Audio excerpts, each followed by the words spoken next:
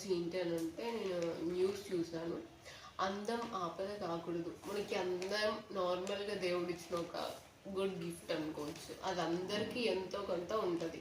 దాన్ని ఉంచుకోవాలి కానీ లేని అందం కోసం ఎంతసేపు మేకప్ పార్లర్కి వెళ్ళడం, మేకప్ అది ఓకే, అది ఎవరి వ్యక్తిత్వం బట్టి వాళ్ళ దాని మీద డిపెండ్ అయి ఉంటుంది. సో ఏంటి అని అంటే న్యూస్లో ఏమొచ్చింది అని అంటే ఒక 50 years ఓల్డ్ మహిళ తను హెయిర్ వాష్ చేయించుకోవడం కోసం ఇట్లా బ్యూటీ పార్లర్కి వెళ్ళి ఉండింది.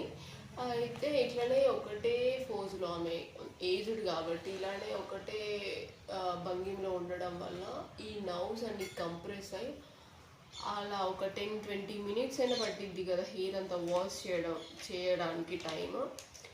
ఆమె అలా చేయడం వల్ల ఏమైందంటే హార్ట్ స్ట్రోక్ వచ్చేసింది ఆమెకి.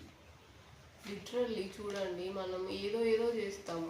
అండ్ మోర్ ఓవర్ ఇంకొకటి, నిజామాబాద్లో హైబ్రో థ్రెడ్డింగ్ చేయించుకుంటారు కదా. ఒక హైబ్రో థ్రెడ్డింగ్ అని అంటే మన హ్యాండ్స్ లేకుండా వాళ్ళు హైబ్రో థ్రెడ్ చేయరు. కంటిన్యూస్గా మనం ఇలా పట్టుకొని ఇలా వాళ్ళు ఎంతసేపు చేస్తే అంతసేపు ఒకటే పోస్చర్లో ఉండాలి.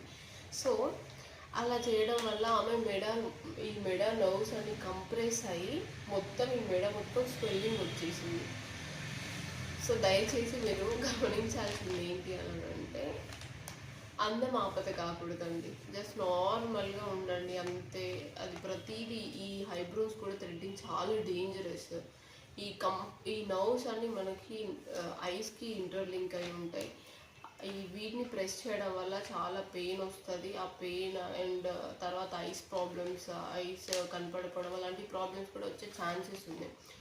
ఓకే, దయచేసి ఇవన్నీ చేయకుండా ఉండరండి. Thank you, bye bye.